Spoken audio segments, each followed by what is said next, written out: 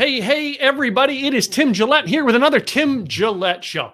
Now I realize the show's named after me, Tim Gillette, but it isn't about me. It's about our guests, some of the most interesting people in the world that I want to bring to you, and probably share a different side about who they are, what they do, how they help people. All right, and maybe see if they have the solution you're looking for.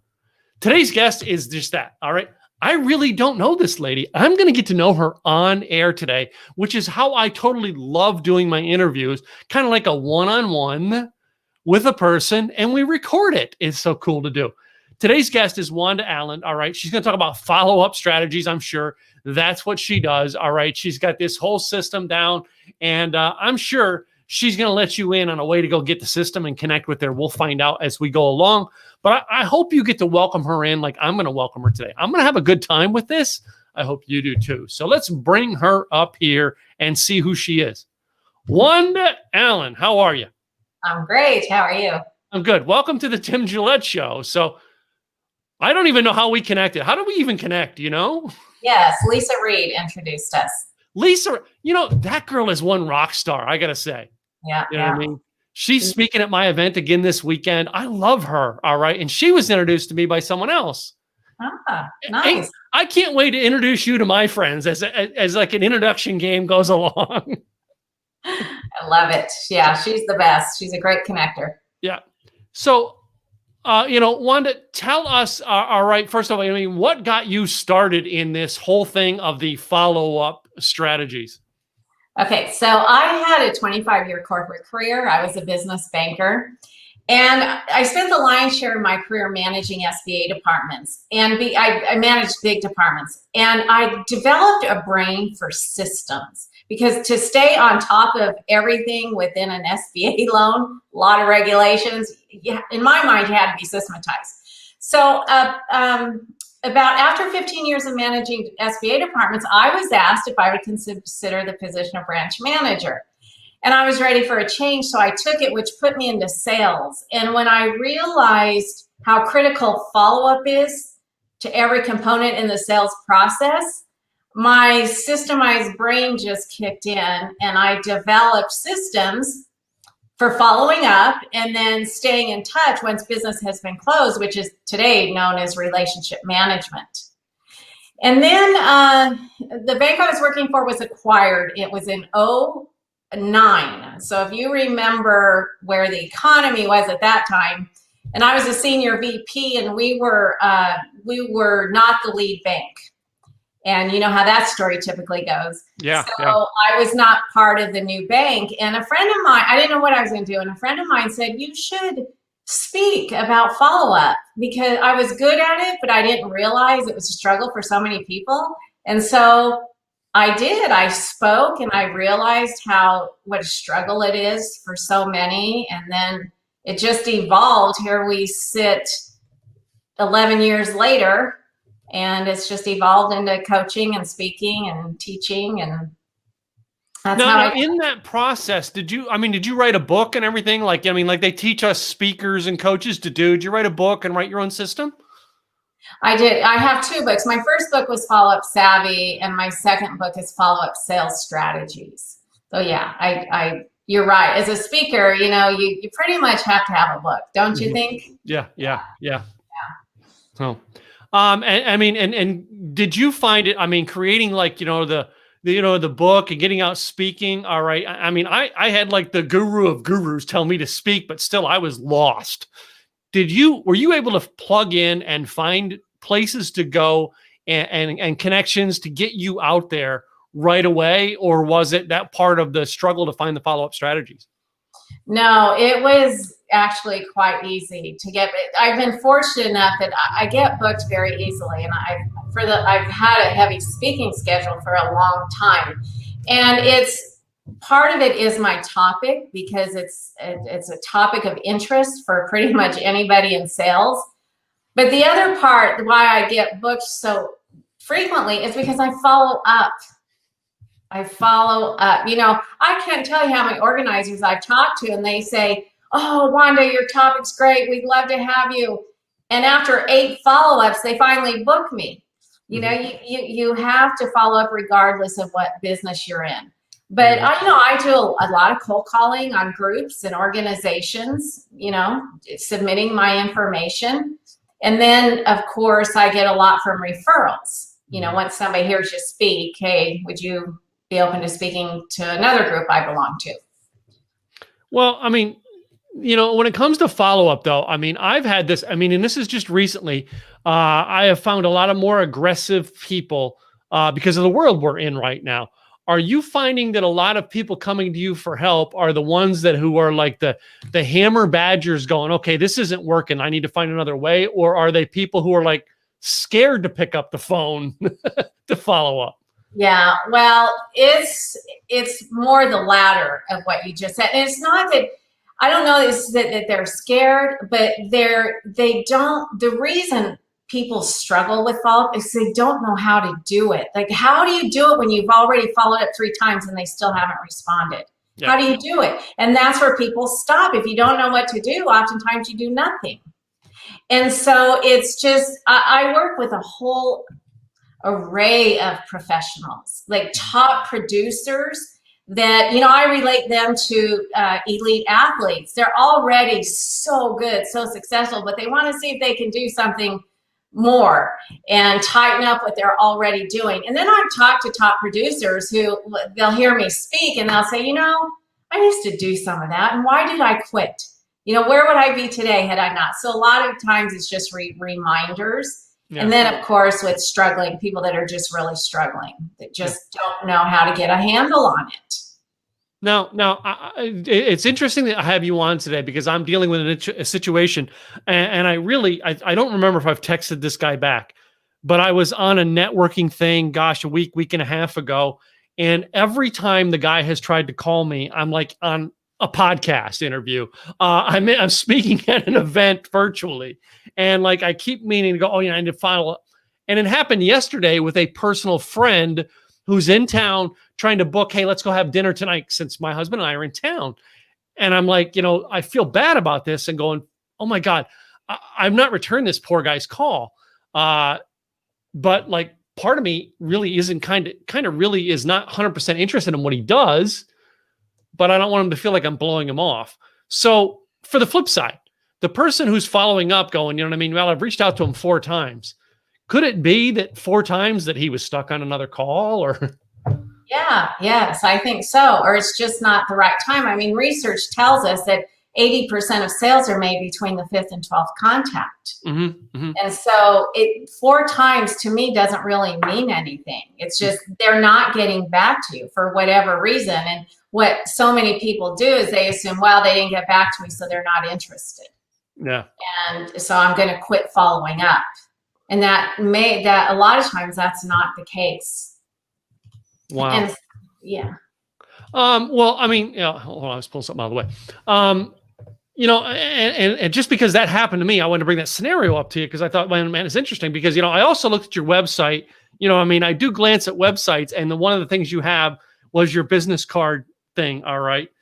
Yeah. That's who I have to follow up. That's it. 4. It's 4 left. Right. I'm always, if I connect with somebody, I'm always on top of it. And I have a system that I have worked with over the years. Are you finding your clients are coming up, they really don't have a system and they look at that stack and it becomes overwhelmed? Yes. And so then they don't know what to do, or they're overwhelmed, so they don't do anything, and it continues to build. So the one and only way out of that business card buildup is what I call it, is by having a CRM in operation. That's how that's like the mothership of all systems is a CRM. That's what manages everything for you. So there's so many people that don't use a CRM, and believe this or not, there's so many people that don't even know what a CRM is. Like, you've never even heard of it. Well, why don't you explain that to them in case they listen to this show, what a CRM is? Yes, it stands for Customer Relationship Manager. So if you think of those words, it helps you manage your relationships. And in a nutshell, it's a computer program where you keep all your contact and follow-up information for the people that are important to you. It's got, it reminds you, hey, got to contact Bob today. But what happens is people, rather than having a CRM, they're using their cell phone, pen, spiral notebooks, sticky notes, writing on the back of business cards, and it's just so scattered. Their memory bank, people try to think they'll remember, who they need to follow up with when. And it becomes very scattered and unorganized, and things slip through the cracks. Business is lost. Relationships are neglected. Those are all results of not having a CRM in place. Yeah. Now, I have an autoresponder, and I even have a system for people who are on my show. And I just got an echo that pisses me off. I have a system even for people on my show. All right. Are you building the system out for your clients, or are you, giving them a system, here, follow this, or are you helping them custom build? Well, I have template systems that I teach, like how to follow up when you're being ignored, how to consistently stay in touch, having a daily follow-up action plan. So I teach templates, and a lot of the times it fits for my clients, but some clients, we need to tweak it to fit specific to their sales process. And so, yeah, there's some personal customization. Yeah. And I'm all about customization because I'm one of those people who realizes that I don't fit cookie cutters. And I'll bet you've had quite a few clients like me. Yes, definitely. Sometimes I'll go, we'll tweak, and then I'll say, really? You really think that'll work? Oh yeah, that's going to work. And you know what? It does, because they know themselves, they know their business, and I'm just there to guide them. Cool. So maybe you can go into maybe share the big trouble spot you had with someone trying to help out, right? And what you did to walk through that with them. Can you do something like that or no? Well, it's general. I teach the foundational pieces that are critical to being good at follow-up. And then once they're implemented, I've had clients that have tripled their sales in 6 months because they got so much order and organization to the follow-up process. Yeah. So it's about, you got to have the right mindset towards your follow-up work. Follow-up is, I start there first always. Follow-up is such a heavy to-do for so many people. It's stressful, and it's because there's so much fear around it.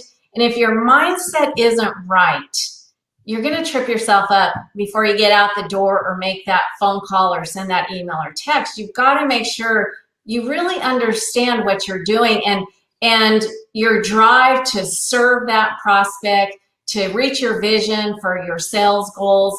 That has to be in the driver's seat. And you have to have the mindset will put the fears aside so that you can take consistent action. And so, a lot of the fears are fear of being uncomfortable. It's uncomfortable work if you're not used to doing it. Yeah. But it's like a muscle, the more you do it, the better you get. Fear of being pushy. I hear that one a lot. If I keep following up, I feel like I'm being pushy. Fear of that 2-letter word, fear of rejection, the word no. And so there's just so much fear associated with following up. So yeah, I see one of our guests, and by the way, Facebook user, you have to go to StreamYard.com/Facebook to give them permission to actually see your name. We know who you were. But they put this question there: is it a fear of rejection or pestering people that people have? I guess. It's a fear of there's a true fear of rejection. I don't want to be told no, but understanding that not everybody you talk to is going to do business with you. Mm-hmm. And when you really take that in, and you understand no is part of the sales process. Fear of pestering, that's a big fear. Fear of being a pest, fear of I feel like I'm bothering.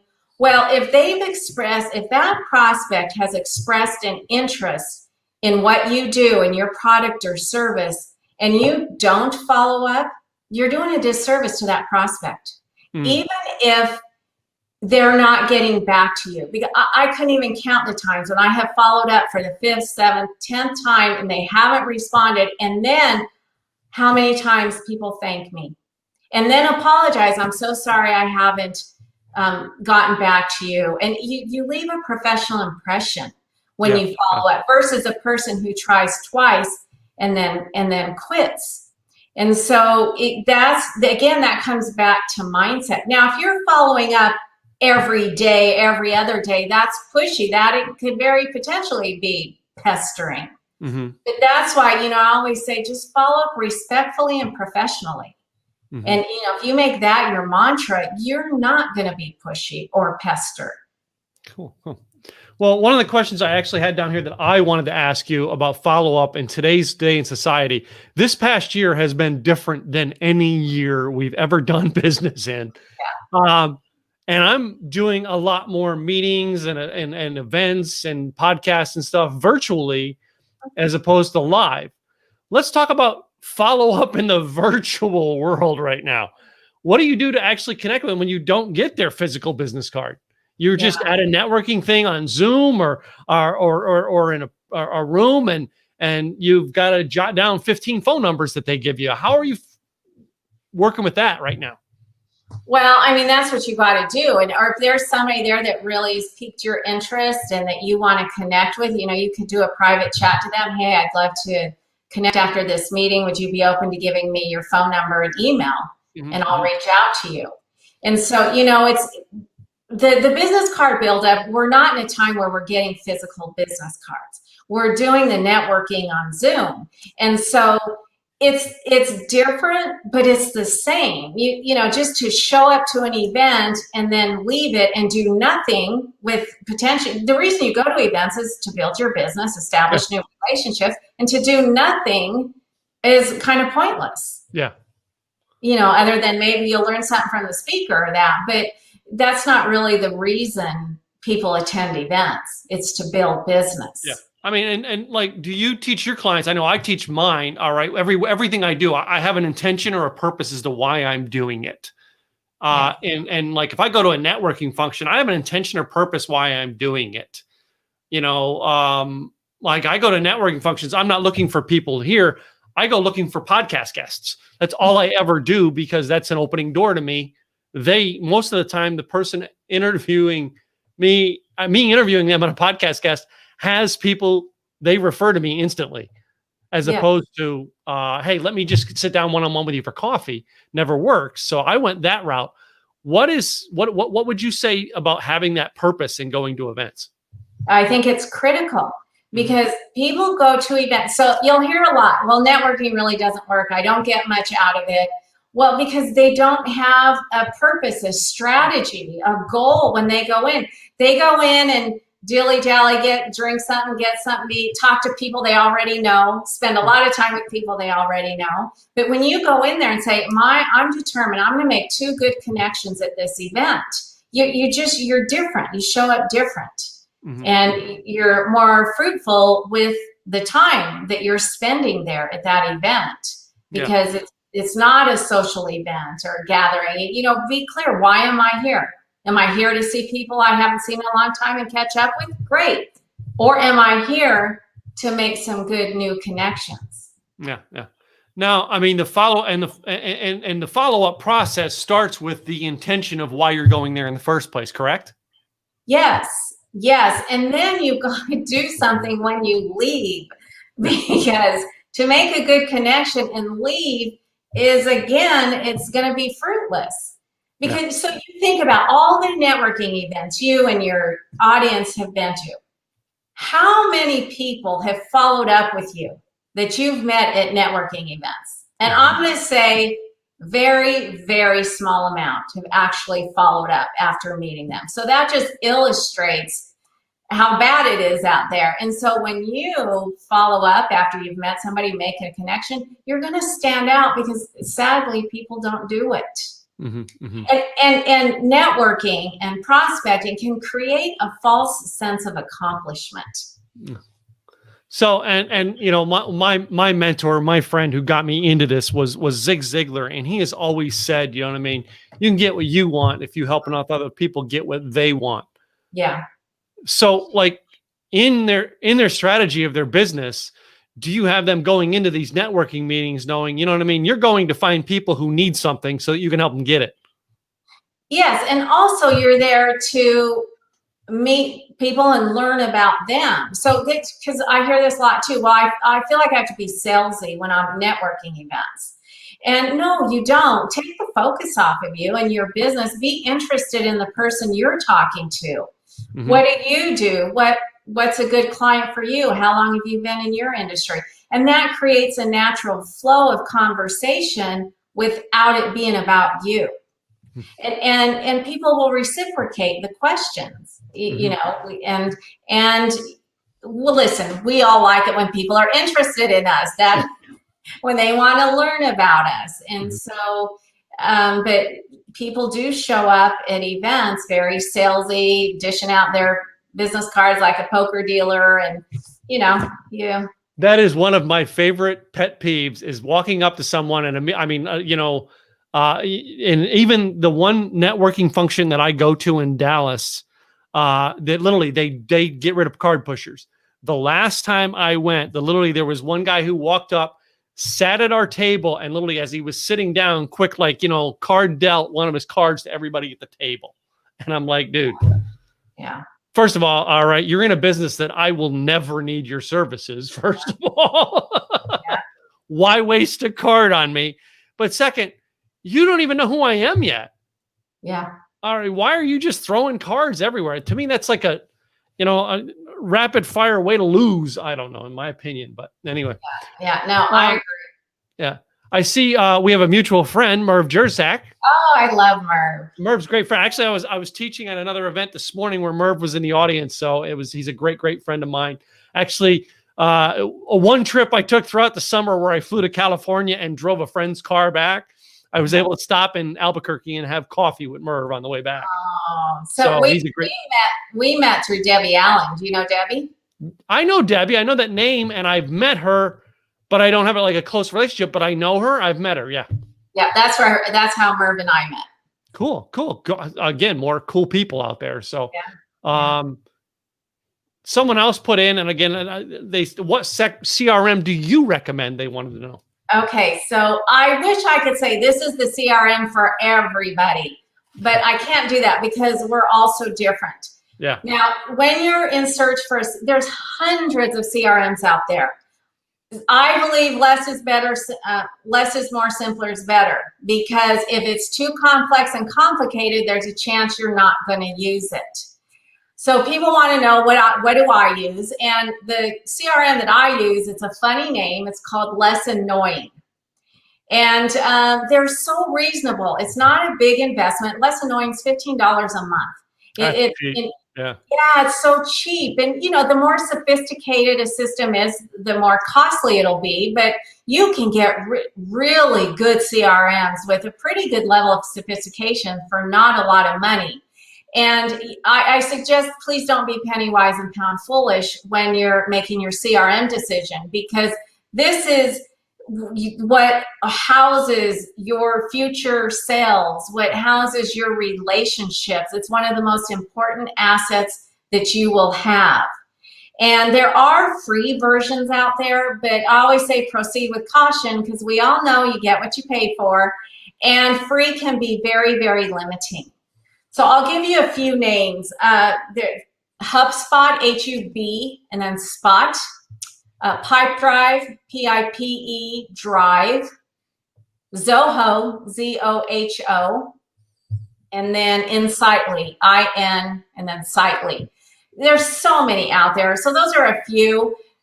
There's no perfect program out there, because that would be impossible, because we're all so different, but you have to overall like it, because if you don't like it, you're not going to use it. And as I said earlier, there's so many people that have CRMs and don't use them. Yeah.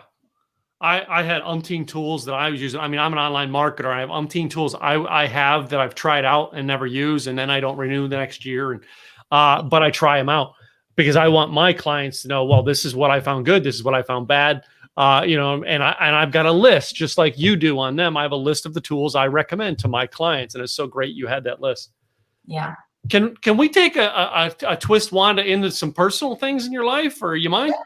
Yeah, not at all. All right. So share with us. All right. Do you have a family? You know what I mean? Kids, they grown up, you know what I mean? They still going to daycare. What's up? So I was never courageous enough to have kids. Oh, okay. It's just a path I didn't want to go down. It's funny. My life goal, when I entered banking at 19, my life goal was to become a senior vice president by the time I was 30. Wow. And I just put every ounce of every moment into that goal. And I'm on my second marriage. My first husband, he really didn't want kids. And so I don't know that he did or didn't, but it wasn't an issue. So I never had pressure, and I was able to really focus on that. And then sadly, we got divorced. And my husband now, I had made it, I was like 32 but I hit my goal, and we got married when I was 32, and he said, I'll have kids, but we got to have them now because he's 10 years older than me. And I said, I appreciate the offer. I just don't think I want them. And I love kids. I got 2 nephews that I adore, but I just never wanted my own. So, well, I mean, I see you learned, though. You said you got 2 married. You learned on the second one. It took me a third to learn. So, hey, okay. I'm a slow learner. Okay. I had to fail twice at it to get it right. Yeah. Oh yeah. We'll be married Friday. We'll be married 22 years. Yeah, we're coming. We've been together 11 years, and we got married 8 years ago. So, I mean, and we, I a couple of years ago, we bought this condo, and we had another condo in the complex, but we wanted to keep that one as a rental and upgrade, right? So we go get a mortgage, and I'm applying for the mortgage at 52, I think I was at the time. And the lady goes, "Oh, you're 52 and getting your first house." I'm like, "No, I'm just getting my first mortgage." She goes, "How did you get a house without a mortgage?" I said, "Well, after losing 2 wives when I didn't keep a roof over their head as an entrepreneur, I learned the first thing you do as an entrepreneur is make sure the roof over your head's covered or the wife leaves." The banker lady thought that was, I'm like, I kind of learned that one the hard way. Anyway, it's on me. I've been an entrepreneur my whole life anyway. So into personal life, all right, and getting into the banking and then getting back out of it. Do you have someone that's been a mentor to you, or someone you've looked up to that you even maybe still today can still call them and go, "Hey, can I have a word of advice with you?" Yeah. So they're very separate. In banking, I definitely had a couple people that were very instrumental in the success of my career. Them I don't call so much because now I'm an entrepreneur. Banking and entrepreneurism, no, it doesn't. But I've had 3 coaches that have been very instrumental in me getting to where I am today. As in all coaches, they fast track you and no need to recreate the wheel. But yes, definitely. And then Lisa, who we talked about earlier, says we're what does she call us? Speakers, soul sisters, or something like that. But it's so good to have a colleague or a friend like that's always there. If hey, I need to bounce this off you, or this is what I'm experiencing. What are you doing about it? Especially like times like right now. Speaking on Zoom is very different than speaking in person. Oh yeah. Very different. So, and it's been great for me to connect to Lisa because I mean this will be this weekend will be the second one of my events she's spoken at, and I think she was on my podcast, and she still send me emails every now and then following up, saying, "Hey, did you want to be on my podcast? Hey, by the way, did you want to be on my podcast?" Because again, I'm one of those people. Sometimes you gotta whack upside the head a couple times. Anyway, yeah, it's not just you. That's common. Yeah. So interesting enough, I mean, you know what I mean? I've always had, like, I had a word of advice from someone who was a mentor to me when I was a young kid, and he gave me a word of advice that has stuck with me throughout the years. Until this day, it still drives me in business. Do you have a word of advice that was given to you maybe when you were 19 and getting into banking that still sticks in your head as you do things? Yes, it was don't quit. Whatever you're striving for, don't quit. Because when you quit, that's where the failure comes in. Mm-hmm. And no matter how hard it gets, so that's just always stayed with me and has helped me persevere, especially in my entrepreneurial life, but also as a banker. That's, I definitely had my moments where I'm like, oh, is this worth it? Do I really want it? Yes, you do. You do. So you just keep at it. Yeah. So don't quit. It's so simple, but it's so powerful.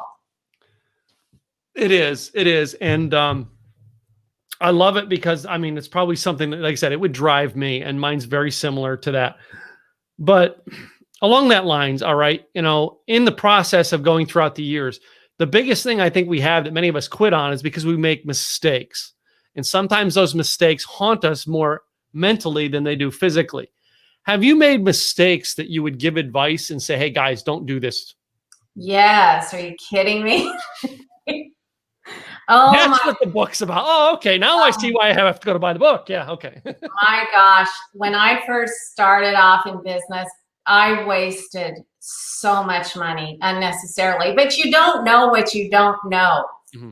And oh my God, it was not, I did not need to do it, but I wasted a lot of money in business, starting, like print expense and graphic design, going to the bench. You don't need to do all that. Yeah.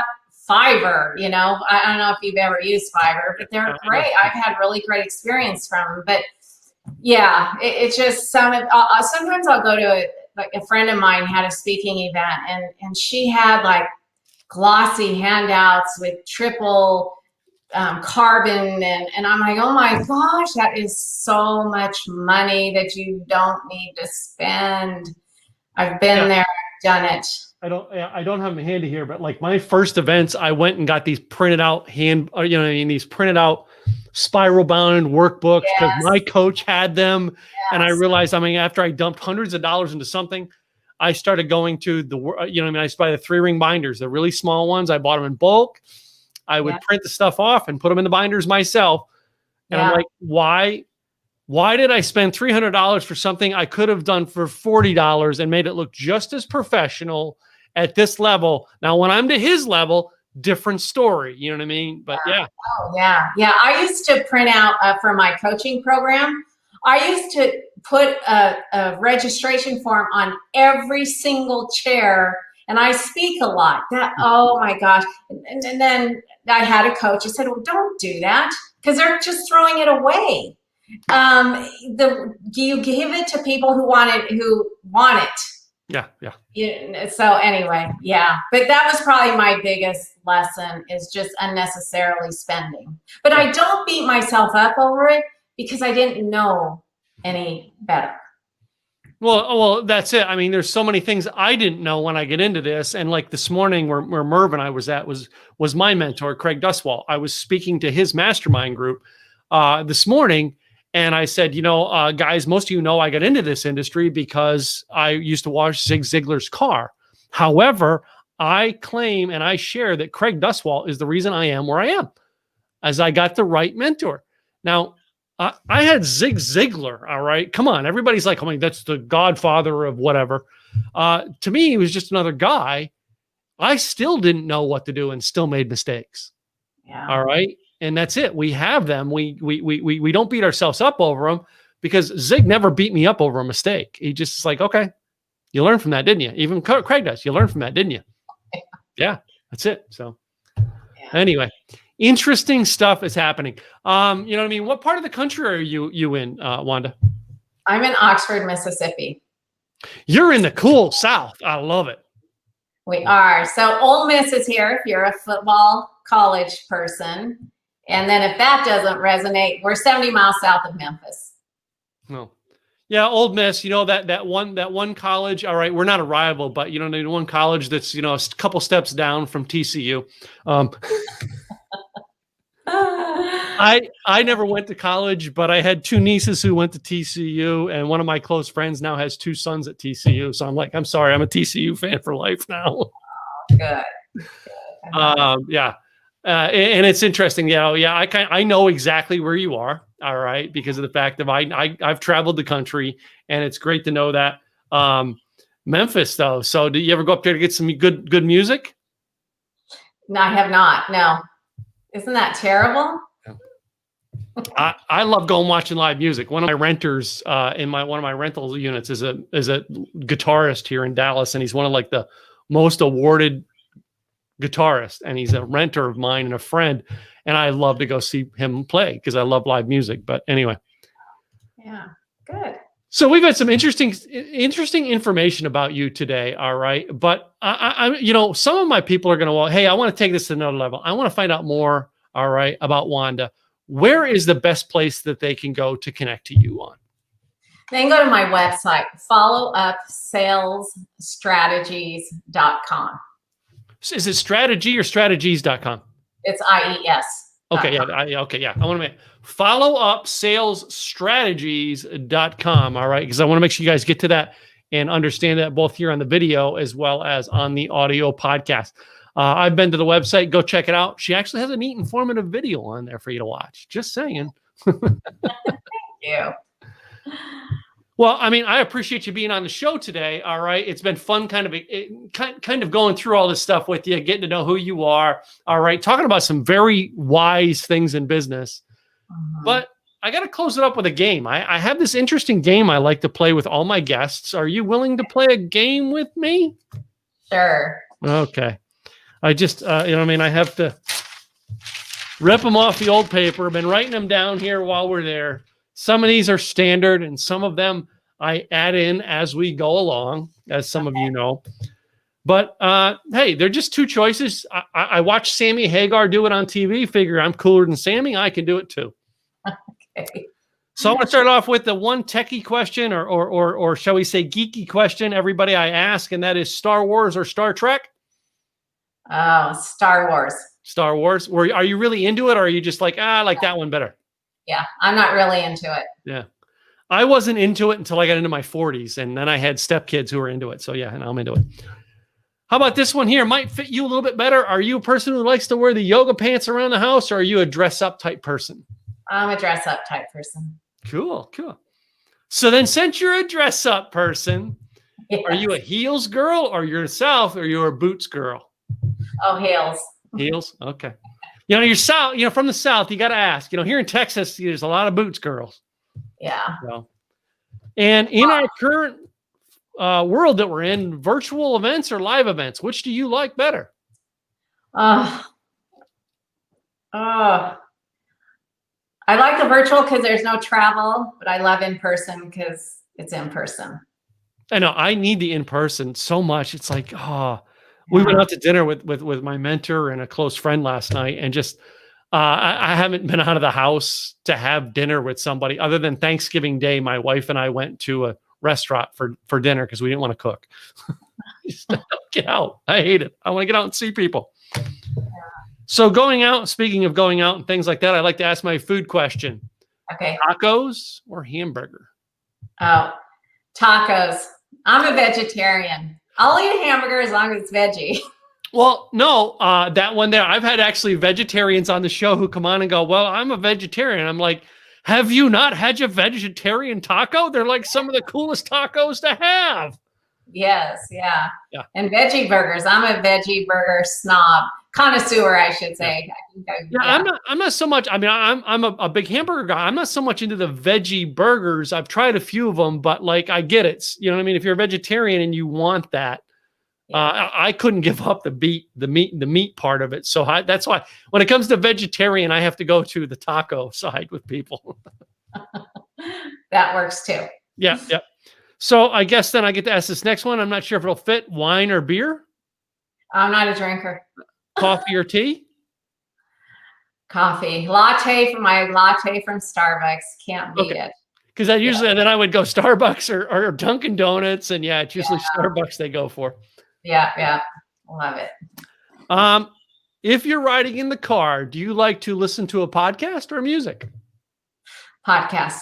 Podcast? Yeah, I'm getting more to be that more. What is your favorite podcast right now? You. Oh, well, thank you.